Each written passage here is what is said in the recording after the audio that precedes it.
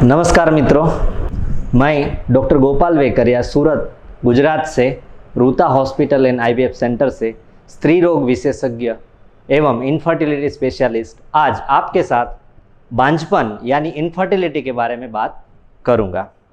तो सबसे पहले जानते हैं कि बांझपन किसे कहते हैं। जब लगातार कोई दंपति 1 साल तक बिना किसी गर्भ निरोधक का उपयोग किए यौन संबंध रखता है और फिर भी वह गर्भ धारण करने में असमर्थ रहते हैं तो उसे बांझपन से पीड़ित है ऐसा कहते हैं। तो बांझपन की समस्या आजकल बहुत ही बढ़ती जा रही है। अब बांझपन किस किस प्रकार के होते हैं वो देखते हैं। तो कि बांझपन 2 प्रकार के होते हैं। एक है प्राइमरी इनफर्टिलिटी, मीन्स इसमें स्त्री को कभी एक भी बार आज तक कोई गर्भधारण नहीं हुआ है, और दूसरा होता है सेकेंडरी इनफर्टिलिटी। तो सेकेंडरी इनफर्टिलिटी में पहले एक दफा या कई बार स्त्री को गर्भ धारण हुआ है लेकिन अब फिर से वो गर्भ धारण करने में असमर्थ रहती है, तो ऐसे केस को हम सेकेंडरी इनफर्टिलिटी कहते हैं। अब इस किस पैमाने पे फैला हुआ है वो देखें तो हमारे देश में 20 से 30% दंपति बांझपन से पीड़ित है। यानी सरल भाषा में जो हम कहें तो हर 4 कपल में से 1 कपल बांझपन से पीड़ित है। अब बांझपन के कारण जानने से पहले हम नॉर्मल तरीके से यानी सामान्य तरीके से गर्भ कैसे रुकता है वो जान ले। तो स्त्री में हर महीने मासिक धर्म आता है, मतलब कि जब मासिक आता है वो पहला दिन गिनते हैं और उसके बाद में 10 से 12 दिन तक उसके अंदर अंडाशय में बीज धीरे धीरे बड़ा होता है। फिर 12 से 18 दिन के बीच में वो अंडाशय से बाहर आके नली के अंदर जाता है। गर्भाशय के अंदर भी जो उसकी पड़ होता है वो उसका हार्मोन के लेवल से वो भी धीरे धीरे चौड़ा होता है। अब जब अंडाशय से अंडा बाहर निकलता है उस समय पे, जिसको हम पेरीओव्यूलेटरी फेज और फर्टाइल पीरियड कहते हैं, जिसमें बच्चा रुकने की संभावना सबसे ज़्यादा होता है, उस समय पे अगर यौन संबंध वो बनाते हैं तब पुरुष के जननांग से निकला हुआ वीर्य योनि मार्ग में से उसके शुक्राणु जो है वो गर्भाशय के मुख के अंदर से होकर के गर्भाशय के अंदर जाता है, फिर नली के अंदर प्रवेश करता है। अगर उसी समय पे वहाँ पे अंडा मौजूद रहता है तो अंडे का फलनीकरण शुक्राणु से होता है और वहाँ से वो भ्रूण में परिवर्तित होता है। 3, 4 या 5 दिन के अंदर यह भ्रूण विकसित होकर गर्भाशय के अंदर आता है और उसकी जो अंदरूनी परत है जिसे हम एंडोमेट्रियम कहते हैं, एंडोमेट्रियम के अंदर वो प्रस्थापित होता है और उसका क्रमिक विकास सतत चालू ही रहता है। फिर 15 दिन बाद जब स्त्री मासिक धर्म में नहीं आती उस वक्त हम उसको चेक करते हैं तो हमें पता चलता है कि स्त्री गर्भवती हुई है या नहीं। तो ये हुआ प्रत्यक्ष कि भाई इस तरीके से बच्चा रुकता है। लेकिन इसको पूरा सपोर्ट जो देता है, जो परोक्ष तरीके से इसको चलाता है, वो है हमारा बॉडी का एंडोक्राइन सिस्टम, यानी अंतःस्रावों के प्रवाह जो हमारे हाइपोथैलेमस, पिट्यूटरी, थायराइड, एड्रिनल वगैरह ग्रंथियों से होता है। अब देखते हैं कि कौन कौन से कारण जिम्मेदार हैं। इसमें 40% केस में पुरुष जिम्मेदार होता है, 40% केस में स्त्रियों की जिम्मेदारी होती है और 20% में पुरुष और स्त्री दोनों की वजह से ही बच्चा रुकने में दिक्कत आती है। अब पहले पुरुष के कारण जान लेते हैं कि पुरुष में कौन कौन सी समस्या होती है जिसकी वजह से वो गर्भ धारण करने में असमर्थ रहते हैं। तो पहले बात करते हैं पुरुष के वीर्य में जो शुक्राणु है, शुक्राणु में किसी तरह की कमी होती है तो बच्चा रुकने में दिक्कत होती है। जैसे कि सीमेन जो वीर्य है, वीर्य जांच में हम देखते हैं कि शुक्राणु की संख्या कम है, मतलब उसे हम ओलिगोस्पर्मिया कहते हैं। अगर शुक्राणु बराबर नहीं है, उसकी कमी है, तो बच्चा नहीं रुकता है। दूसरा है शुक्राणु की जो हलन चलनता है, जो गतिशीलता है, उसमें कमी रहती है। जब शुक्राणु की गतिशीलता 50% से कम रहती है तो बच्चा रुकने की संभावना कम हो जाती है। वैसे ही उसकी जो रूप गुणवत्ता है उसमें कमी रहती है तो भी बच्चा नहीं रुकता है, जिसे हम टेराटोस्पर्मिया कहते हैं। कई बार वीर्य में कोई भी शुक्राणु होता ही नहीं, मतलब वीर्य के अंदर शुक्राणु एब्सेंट होते हैं, स्पर्म एब्सेंट होते हैं, इसको हम एजोस्पर्मिया कहते हैं। तो ऐसे केस में गर्भ धारण करना लगभग असंभव हो जाता है। अब आगे बात करते हैं तो शुक्रपिंड के बाजू में जो नलिकाएं होती है वो नलिकाएं कई बार फूल जाती है, जिससे हम वेरिकोसिल कहते हैं, जिससे शुक्रपिंड का तापमान बढ़ जाता है और शुक्र उत्पादन और शुक्राणु की जो गतिशीलता है उसमें कमी हो जाती है। कई बार संक्रमण होता है, तो शुक्रपिंड, वृषण की थैली और शुक्रवाहक नलिका में जब TB, chlamydia, gonorrhoea, sexually transmitted infection, ऐसे सब जब इन्फेक्शन हो जाता है तो वो या तो नलिका को बंद कर देते हैं, तो शुक्र वहन बंद हो जाता है, और वो शुक्रपिंड में इन्फेक्शन की वजह से शुक्राणु का जो क्वालिटी है, जो गुणवत्ता है, उस पर असर करता है, या तो फिर शुक्राणु का उत्पादन कम कर देता है। तो ऐसे केस में बच्चा रखने में प्रॉब्लम होती है। अब कई शारीरिक बीमारियां हैं, जैसे डायबिटीज़ है, शरीर का मोटापा है, ये सब बीमारियों में भी बच्चा रहने में तकलीफ होती है। आज की तनावपूर्ण जीवन शैली में भी ये प्रॉब्लम आता है, जैसे बहुत ही कार्यक्षमता, कार्य के ओड आवर्स, रात में काम करना, दिन में काम करना, ये सारी चीज़, और साथ में हानिकारक पदार्थों का सेवन करना, जैसे तम्बाकू, गुटखा, दारू, नशीली दवाइयाँ, या तो फिर सिगरेट का स्मोकिंग, ये सब जो है वो हमारे सारे अंतःस्राव के प्रवाह को डिस्टर्ब करता है और शुक्राणु का उत्पादन में कमी लाता है। आज हमारा जो औद्योगिक पॉल्यूशन है वो बहुत बढ़ रहा है, तो ऐसे केस में वो हमारे शुक्राणु के उत्पादन में कमी लाता है। जैसे कि ज़्यादा टेम्परेचर वाले कार्य क्षेत्र में आप काम करते हैं, रेडिएशन वाले क्षेत्र में आप काम करते हैं, तो ज़्यादा जो हेवी मेटल्स है वहाँ पे जो आप काम करते हैं, तो वो सब आपको में बदलाव लाता है। फिर कई प्रकार के कैंसर्स होते हैं और कैंसर की दवाइयाँ है, कीमोथेरापी है, रेडियोथेरापी है, ये सब शुक्राणु के उत्पादन कम कर देती है। फिर किसी लोगों को जो वीर्यस्खलन है उसमें प्रॉब्लम आती है, जैसे कि किसी को वीर्यस्खलन नहीं होता है, किसी को बहुत जल्दी हो जाता है, किसी को योनि मार्ग से बाहर वीर्यस्खलन हो जाता है, किसी को रिट्रोग्रेड इजेक्यूलेशन, मतलब कि पेशाब की थैली के अंदर वीर्य चला जाता है, और किसी को संबंध रखने में दिक्कत होती है। तो ऐसे केस में बच्चा रुकने में प्रॉब्लम आती है। कई बार पुरुष कोई आनुवंशिक रोग से पीड़ित है, जैसे कि क्लाइनफेल्टर सिंड्रोम है, सिस्टिक फाइब्रोसिस है, गोनेडल डिसजीनेसिस है, जिसमें उसके रंगसूत्र की कमी होती है, तो ऐसे केस में भी बच्चा रहने में तकलीफ होती है। अब जानते हैं कि स्त्रियों में कौन कौन से कारण से बच्चा रुकने में तकलीफ होती है। तो सबसे पहले आता है ओव्यूलेशन डिसऑर्डर, यानी जो हर महीने स्त्री के अंडाशय से एक अंडा बाहर निकलता है, जिसे हम डिंबोत्सर्जन कहते हैं। उस प्रक्रिया में जब कभी भी रुकावट आती है या कमी होती है तो बच्चा रहने में तकलीफ होती है। सामान्यतः हर महीने में स्त्री को मासिक धर्म आता है, उसके 12 से 18 दिन के बीच में एक अंडाशय से बाहर निकलता है। इसमें जब अंडा नहीं बनता है, या तो अंडा बन जाता है लेकिन वो बाहर नहीं आता है, या बाहर भी आता है लेकिन उसकी गुणवत्ता अच्छी नहीं आती है, तो ऐसे केस में गर्भ रहने का संभावना कम हो जाती है। तो ये सब polycystic ovary disease, hypothalamic disorder, pituitary के हॉर्मोन्स की कमी होती है, एड्रिनल की कमी होती है, थायराइड की कमी होती है, तो ऐसे केस में सब प्रॉब्लम आते हैं। अब दूसरा कारण होता है कि उसकी जो फैलोपियन ट्यूब, जिसे हम गर्भवाहक नलिकाएं कहते हैं, उसमें कोई संक्रमण होता है, इन्फेक्शन होता है, PID पेल्विक इन्फ्लेमेटरी डिसीज होता है, STI सेक्सुअली ट्रांसमिटेड डिसीज होता है, गोनोरिया, क्लेमाइडिया, या तो ट्यूबरकुलोसिस, जो ट्यूबरकुलोसिस हमारे देश में सबसे कॉमन है। तो ये जेनिटल ट्यूबरकुलोसिस की वजह से, या कभी कोई सर्जरी हुआ है जो पेड़ों के अंदर, या तो किसी तरह का दूसरा गांठें हुई है, या तो एंडोमेट्रियोसिस की बीमारी होती है जिसमें खून जम जाता है, तो ऐसे केस में नली या तो बंद हो जाती है या तो नली की कार्यक्षमता जो है वो कम हो जाती है। तो ऐसे केस में बच्चा रहने की संभावना नहीवत हो जाती है।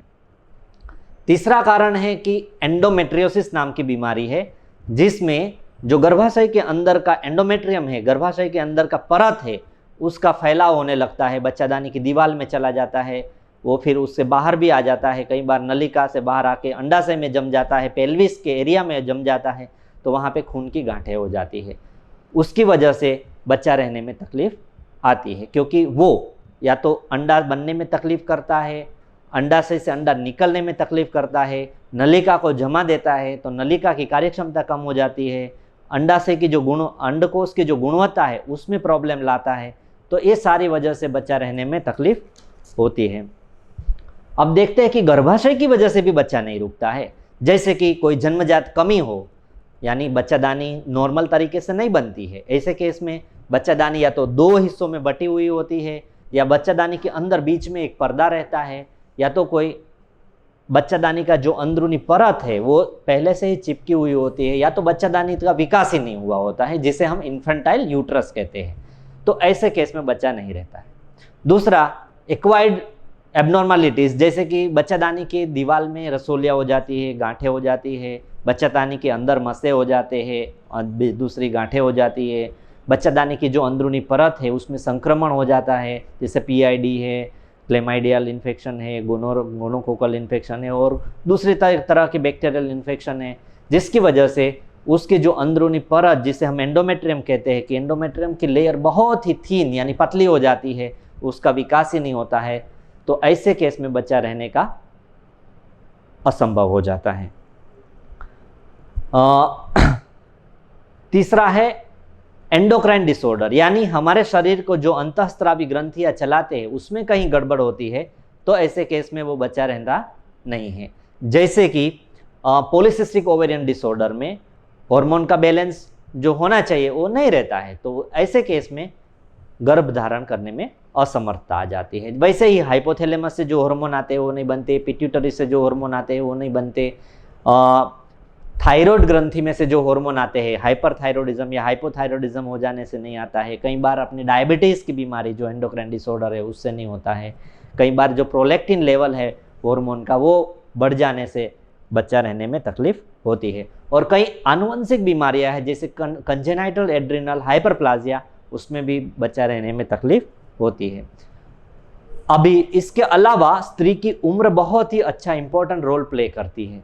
जैसे कि बढ़ती उम्र के साथ 35 साल के बाद स्त्री के अंडाशय में जो अंडे की संख्या है और अंडे की गुणवत्ता है वो बहुत जल्दी से कम होने लगती है, और जब उसकी संख्या और अंडा की जो गुणवत्ता है वो जब कम होती है तो वही गर्भ बनाने की क्षमता कम हो जाती है। उससे जो गर्भ बनता है वो गर्भ अच्छी क्वालिटी का नहीं बनने से उसका विकास आगे जाके रुक जाता है। आज की तनावपूर्ण जीवन शैली भी इसमें बहुत रोल प्ले करती है, जैसे कि स्त्री का वर्किंग आवर्स, घर में काम करना, स्ट्रेस रहना, लेट मैरिज करना, कारकिर्दी के लिए अभी बच्चे जल्दी, शादी के बाद भी बच्चे नहीं करना, शादी के बाद पति कहीं बाहर रहता हो, पत्नी यहाँ रहती हो, तो दोनों अलग अलग रहते हो, तो ऐसे केस में बच्चा रहने में विलंब होता है। तो यही भी एक कारण है। कभी कभी कैंसर की बीमारी यानी अंडाशय का कैंसर, गर्भाशय का कैंसर, गर्भाशय के मुख का कैंसर, ब्रेस्ट का कैंसर, फेलोपियन ट्यूब का कैंसर, ये सब कैंसर, उसकी सारवार, उसके लिए जरूरी कीमोथेरापी, ये सब भी कारणभूत होते हैं। और कई केस में कोई कारण नहीं मिलता है, जिसे हम अनएक्सप्लेन इनफर्टिलिटी कहते हैं, जिसमें कोई कारण हमें नहीं मिलता है और फिर भी कपल गर्भ धारण करने में असमर्थ रहते हैं, तो ऐसे केस को हम अनएक्सप्लेन इनफर्टिलिटी कहते हैं। और कई आनुवंशिक बीमारियां हैं, उसकी वजह से भी ये बच्चा नहीं रहता है। अब देखते हैं कि बांझपन का निदान किस तरह किया जाता है। तो पुरुष के अंदर और स्त्री के अंदर अलग अलग तरीक़ों से निदान किया जाता है। जैसे कि सबसे पहले तो उनकी सारी मेडिकल हिस्ट्री, यानी उसकी सारी जो तकलीफ़ है कि बच्चा कितने साल से नहीं रहता है, उसकी उम्र क्या है, वो कितने साल से उनकी शादी हुई है, वो सब चीज़ जाना जाता है। फिर उसको किसी तरह की मेडिकल बीमारीज़ है, किसी तरह की आगे ऑपरेशन हुआ है, किसी तरह की सारवार हुई है, वो कहाँ पे काम करते हैं, वहाँ का वातावरण कैसा है, उसके ऊपर कितना मानसिक दबाव है, ये सारी चीज़ इवेल्युएट की जाती है। बाद में उनकी शारीरिक तपास होती है, और पुरुष में सबसे पहले शारीरिक तपास के बाद उसकी वीर्य जांच होती है। वीर्य जांच में जो हमने आगे बताया वैसे कोई शुक्राणु की कमी है तो उसके आगे और हार्मोन टेस्ट किए जाते हैं, और उसमें कुछ कमी है तो उसके हिसाब से उसका आगे निदान किया जाता है। फिर उसकी नसें फूली हुई ऐसा कुछ लगता है तो हम उसको सोनोग्राफी का रिपोर्ट करवाते हैं, और ज़रूरी कोई टेस्ट अगर दूसरा भी ज़रूरत पड़े तो उसका जेनेटिक टेस्ट यानी कि क्रोमोसोमल टेस्ट, रंगसूत्र की तपास की जाती है। और अब स्त्री के बारे में बात करें तो स्त्री को सबसे पहले हिस्ट्री, फिजिकल एग्जामिनेशन के बाद अगर उसके सब जननांग और शारीरिक अंग सब बराबर हैं तो फिर बाद में उसके सोनोग्राफी की तपास करते हैं, जिसमें हम अंडाशय, नली और बच्चादानी की जांच करते हैं। उसके पेल्विस में यानी किसी तरह की ट्यूमर, गांठ है, कोई खून के जमावट हो गई है या तो अंदर कोई इन्फेक्शन है, संक्रमण है, ये सब जांच करते हैं। अगर उसमें कोई तकलीफ नहीं तो फिर आगे की जांच आती है, वो हार्मोन के टेस्ट आते हैं और रक्त जांच आती है, जिससे हम किसी तरह का संक्रमण है कि नहीं वो तपास करते हैं। और हार्मोन टेस्ट यानी FSH, LH, prolactin, thyroid hormone और AMH टेस्ट करवाते हैं। तो उससे हमें पता चलता है कि स्त्री का जो डिंबोत्सर्जन की क्रिया है वो सही ढंग से होती है, उसके लिए ज़रूरी हार्मोन में कुछ कमी है, अंडाशय के अंदर जो अंडे की संख्या है वो कितनी है, ये सब हमें पता चलता है। तो उसका उस हिसाब से आगे उपयोग इलाज में किया जाता है। बाद में उसकी जो नलिका है उसका जांच होता है कि नलिका बंद है, खुली है, उसमें कुछ पानी भर गया है, मवाज भर गया है कि नहीं। तो वो हम 3 तरीके से करते हैं।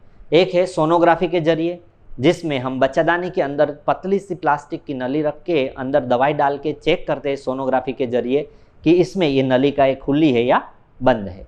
दूसरा है कि एक्सरे की मदद से हम चेक करते हैं। उसमें भी हम डाई डालते हैं गर्भाशय के अंदर और एक्सरे के जरिए हम चेक करते हैं कि दोनों तरह की नली कैसी है, खुली है, बंद है, उसमें कोई चिपकाव है कि नहीं।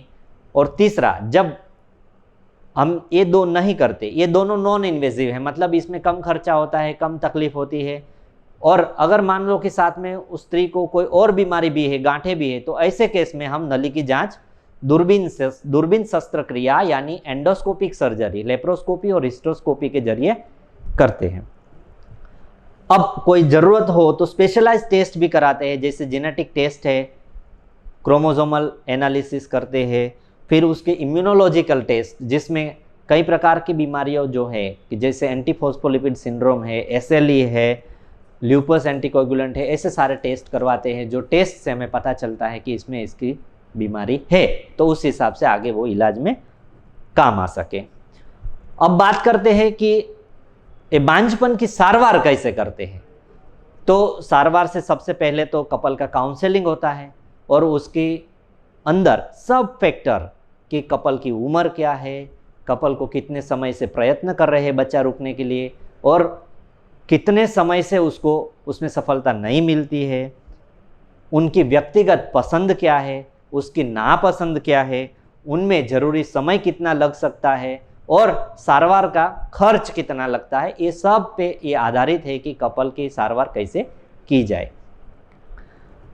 तो सबसे पहले तो कपल का काउंसलिंग करते हैं, जिसमें सब ये सारे फैक्टर मैंने बताया वो सब चीज़ का परामर्श किया जाता है। फिर उसकी मान लो कि कपल एकदम नॉर्मल है, उसके जो लेबोरेटरी टेस्ट है वो नॉर्मल है, उसको शादी को ज़्यादा समय नहीं हुआ है और अभी उसकी उम्र भी कम है, तो ऐसे कपल को हम सलाह देते हैं कि आप इस तरह से 3 से 4 महीने घर पे ट्राई कर सकते हो। मानो अगर नहीं रहता है बच्चा तो हम उसको ओव्यूलेशन इंडक्शन करते हैं, यानी अंडा बनने की दवाइयाँ देते हैं, साथ में अंडा की गुणवत्ता सुधारने के लिए पूरक विटामिन्स और मिनरल्स की गोलियाँ देते हैं। फिर उसको ओव्यूलेशन स्टडी यानी अंडा उसका अंडाशय में बनता है कि नहीं, उसका सोनोग्राफी के जरिए पता लगाते हैं। और जब अंडा बराबर बन जाता है यानी जो फर्टाइल पीरियड होता है उसमें यौन संबंध रखने की सलाह देते हैं। ऐसे ट्रीटमेंट उसको 4 से 6 महीने दी जाती है और उसमें उसको बच्चा रह जाता है। ज़्यादातर कपल जिसको सब नॉर्मल है वो 1, 2 या तो 3 साल के अंदर गर्भधारण प्राकृतिक तरीके से ही कर लेते हैं। पर जो इस सामान्य सारवार से लाभदायी नहीं होते उनके लिए आगे हम गोनेडोट्रोफिन्स के इंजेक्शन देते हैं, अंडा बनने की दवा या क्लोमिफेन, लेट्रोजोल वगैरह देते हैं। साथ में उसको मानो डायबिटीज़ की बीमारी है या दूसरी कोई बीमारी है, मोटापा है, तो उसे वजन कम करने की सलाह देते हैं, ये सारे गोली देते हैं। और साथ साथ में दूसरी ट्रीटमेंट भी करते हैं। मान लो कई केस में ऐसा होता है कि कोई गर्भाशय में रसोलिया है, गर्भाशय में मसे है, गर्भाशय में पर्दा है, या तो किसी संक्रमण हुआ है, जैसे पेट की सर्जरी हुई है, नलिका पे सर्जरी हुई है, नलिका बंद है, ऐसा हमें लगता है, तो ऐसे केस में हम एंडोस्कोपिक सर्जरी, जो उसकी फर्टिलिटी बढ़ाता है, मतलब उसका गर्भ रहने का चांस ज़्यादा करता है, ऐसी सर्जरी करते हैं। जिसके अंडाशय में गांठ हो, रसोली हो, या तो किसी एंडोमेट्रियोसिस हो, चॉकलेट सिस्ट हो, तो ऐसे केस में लेप्रोस्कोपी और हिस्ट्रोस्कोपी की शस्त्रक्रिया से सब गांठ निकाला जाता है, पर्दा निकाला जाता है, अंदर गर्भाशय की दीवार अगर मान लो चिपक गई है तो उसको अलग कर दिया जाता है। ये सारी सारवार करने के बाद, जिसको हम एंडोस्कोपिक सर्जरी बोलते हैं, रिप्रोडक्टिव एनहेंसिंग एंडोस्कोपिक सर्जरी, तो ये सारवार से उसको फायदा होता है। पर कई केस ऐसे हैं जिसमें ये सारी सारवार करने के बावजूद भी कपल को कोई फायदा नहीं होता है, तो ऐसे केस में हम ART, जो एडवांस ट्रीटमेंट है फर्टिलिटी की, वो करते हैं। ART के 2 चरण हैं, एक है IUI और दूसरा है IVF। IUI यानी वीर्यदान, वो बहुत सी सिंपल प्रोसीजर है, एकदम सरल है, पेनलेस है, जिसमें कोई दुखावा नहीं होता है, ज़्यादा समय भी नहीं लगता है और ज़्यादा उसमें इंजेक्शन भी नहीं लेना होता है, कम से कम इंजेक्शन और दवाइयाँ आती है। तो ये 2 तरीक़े से होते हैं। एक तो उसका पति का वीर्य लेते हैं, वीर्य का जो लेबोरेटरी में हम शुक्राणु जिसकी गुणवत्ता अच्छी है, जिसकी हलन चलनता अच्छी है, उसको हम अलग करते हैं और पतली नली के जरिए स्त्री के जो बच्चादानी है उसके अंदर जब उसका डिम्बोत्सर्जन होने वाला है उस समय पे, यानी जो फर्टाइल पीरियड है, जो ओव्यूलेटरी पीरियड है, उसमें हम बच्चादानी के अंदर वो वीर्य को रखते हैं और कुदरती तरीके से जो बच्चा अंदर बनता है और टिकता है। अब ऐसा अनएक्सप्लेन इनफर्टिलिटी में फ़ायदा कारक होता है। कई बार शुक्राणु में संख्या में कमी होती है, हलन चलनता में कमी होती है, तो ऐसे केस में वो फायदेमंद रहता है। कई बार पति को कोई इन्फेक्शन है, जैसे HIV है, जैसे हेपेटाइटिस B का इन्फेक्शन है, तो ऐसे केस में भी ये फायदेमंद रहता है, जिससे कि स्त्री को ये इन्फेक्शन लगने का चांस कम हो जाता है, जो बच्चा रहता है उसको ये इन्फेक्शन लगने का चांस कम हो जाता है। अब जिस केस में शुक्राणु बनते ही नहीं, मानो जिस कपल के पति के वीर्य में शुक्राणु नहीं बनते हैं, तो ऐसे केस में हम डोनर सीमेन लेते हैं। यानी अपने देश में एक वीर्य बैंक रहता है जिसमें जो डोनर है, जिसको स्क्रीन किया जाता है कि भाई इसको कोई रोग नहीं है, किसी संक्रमण नहीं है, कोई आनुवंशिक रोग नहीं है, तो ऐसे केस में और उनके जो सीमेन क्वालिटी है वो अच्छी है, तो उसका सीमेन फ्रीज करके रखते हैं और बाद में वो सीमेन हमको डोनेशन के रूप में दिया जाता है। तो हम कपल की सहमति से वो वीर्य का इंजेक्शन स्त्री के गर्भाशय में रखते हैं और वो उससे बच्चा पैदा करने में सहायता करते हैं। तो ऐसी ट्रीटमेंट हम 3 महीने से 6 महीने तक कर सकते हैं। ऐसी सारवार में कम से कम खर्च होता है, जिसमें मासिक खर्च 5 से 7 हज़ार रुपये का होता है और इसमें सफलता का दर भी काफ़ी है। जैसे नॉर्मल तरीके से बच्चा रहने का चांस 2 से 5% रहता है, तो ऐसी सारवार जब हम करते हैं तो प्रति मास बच्चा रुकने का चांस 15% रहता है। मान लो 4 से 6 महीने तक ऐसी सारवार करते हैं तो 40 से 60% रिजल्ट मिलता है। फिर आगे मानो इस ट्रीटमेंट के सारवार के बाद भी बच्चा नहीं रुकता है तो हम आगे IVF यानी इन विट्रो फर्टिलाइजेशन यानी टेस्ट ट्यूब बेबी सारवार जो कहते हैं, जो थोड़ी सारवार में जटिल प्रक्रिया है, वो चयन करते हैं। अब IVF क्या है? तो IVF का मतलब है इन विट्रो फर्टिलाइजेशन, मीन्स जो अंडा है उसका फलनीकरण हम गर्भाशय के बाहर यानी स्त्री के शरीर के बाहर लेबोरेटरी में करते हैं, तो उसको हम इन विट्रो फर्टिलाइजेशन कहते हैं। तो IVF की सारवार कैसे कैसे दर्दी में ज़रूरी है, जैसे कि जिसकी नली बंद है दोनों, जिसकी उम्र 40 साल से ज़्यादा हो गई है, जिसके पास शुक्राणु की बहुत ही कमी है पति के वीर्य में, जिसके एंडोमेट्रियोसिस सिवियर ग्रेड यानी ग्रेड 3 और 4 जो हुआ है, वैसे केस में उसको गर्भ नहीं रुकता, तो वैसे केस में इससे फ़ायदा हो सकता है। फिर जिसको किसी तरह का इन्फेक्शन है, किसी प्रकार का आनुवंशिक रोग है, तो ऐसे केस में हम ये IVF का उपयोग कर सकते हैं। अब IVF की प्रक्रिया देखें तो आईवीएफ में सबसे पहले जरूरी है कि ओव्यूलेशन इंडक्शन और ओव्यूलेशन, ओवरी का जो है ओवेरियन स्टिम्युलेशन। तो ओवेरियन स्टिम्युलेशन होता है, बाद में अंडाशय से बाहर निकाला जाता है, बाहर में उसका फलनीकरण किया जाता है, जो गर्भ बनता है उसको वापस गर्भाशय में रखा जाता है। तो सबसे पहले ओवेरियन स्टिम्युलेशन की बात करते हैं। तो ओवेरियन स्टिम्युलेशन 3 तरीके से किया जाता है। जैसे नेचुरल साइकिल में करते हैं, मतलब कि थोड़ी बहुत जो विटामिन की गोलियां है, क्लोमिफेन साइट्रेट है या तो लेट्रोजोल की गोली देते हैं और जो अंडा बनता है वो अंडा हम बाहर निकाल के गर्भ बनाते हैं। दूसरा है कि मिनिमल ओवेरियन स्टिम्युलेशन। इसका मतलब है कि हम दवाई गोलियां देते हैं, साथ में कम से कम इंजेक्शन देते हैं। जैसे कि 4-5 दिन गोली देते हैं, फिर 3-4 दिन इंजेक्शन देते हैं और जो अंडाशय में अंडा बनता है उसको हम बाहर निकालते हैं। और तीसरा है ओवेरियन हाइपर स्टिम्युलेशन, जिसमें हम मासिक के दूसरे दिन से लगातार 8 से 10 दिन तक इंजेक्शन, गोनेडोट्रोफिन हार्मोन्स के इंजेक्शन देते हैं और सोनोग्राफी से मॉनिटर करते हैं। कई बार हार्मोन के टेस्ट से भी मॉनिटर करते हैं कि अंडाशय में 8 से 10 या तो 12 अंडे तक बने, जिसकी गुणवत्ता अच्छी हो, तो उससे गर्भ जो बनता है वो अच्छा बने और गर्भ का विकास सही हो तो बच्चा रुकने की संभावना ज़्यादा हो जाती है। तो इसमें एक हाइपर स्टिम्युलेशन में प्रॉब्लम रहता है कि कई बार अंडाशय में हम 10-12 अंडे की एक्सपेक्टेशन करते हैं, लेकिन कई बार वो 20 से ज़्यादा अंडे बन जाते हैं, कई बार तो ज़्यादा हो जाते हैं। ज़्यादातर ये प्रॉब्लम पॉलीसिस्टिक ओवेरियन सिंड्रोम जो है उसमें होता है। तो ऐसे केस में स्त्री को थोड़ा खतरा हो जाता है कि कई बार अंडाशय बड़े हो जाते हैं, पेट में पानी भर जाता है, कई बार फेफड़ों में पानी भर जाता है, सांस लेने में दिक्कत होती है, पेशाब करने में दिक्कत हो जाती है। तो ऐसा नहीं हो, ऐसा अब सारवार उपलब्ध है कि जिससे ये सब तकलीफ नहीं हो। अब जो उसका मॉनिटर किया जाता है सोनोग्राफी के जरिए कि अंडा उसका 3-4 अंडा 18 से 20 मिलीमीटर साइज का हो जाता है, तो उसको परिपक्व होने के लिए एक सुई लगती है। उसके 36 घंटे बाद हम सोनोग्राफी के मार्गदर्शन में पतली सुई से पूरा अंडा बाहर टेस्ट ट्यूब में निकाल लेते हैं और अंडा बाहर निकालने के बाद लेबोरेटरी में भेजते हैं, पति का वीर्य लेते हैं, उसको प्रोसेस करके उसके जो शुक्राणु है उसको फिर लेबोरेटरी में अंडा के बाजू में छोड़ दिया जाता है। तो उससे नॉर्मल तरीके से फर्टिलाइजेशन होता है। पर कई केस में ये नॉर्मल फर्टिलाइजेशन नहीं होता है, कहीं अंडे की दीवार ज़्यादा चौड़ी होती है तो उसके अंदर शुक्राणु नहीं घुस पाता। तो ऐसे केस में हम दूसरी टेक्निक यूज़ करते हैं जिसे हम ICSI कहते हैं, मतलब इंट्रासाइटोप्लाज्मिक स्पर्म इंजेक्शन, जिसके अंदर अंडा जो है उसके अंदर पतली सुई के जरिए हम शुक्राणु को छोड़ देते हैं और बाद में वो अंडा फलित होता है।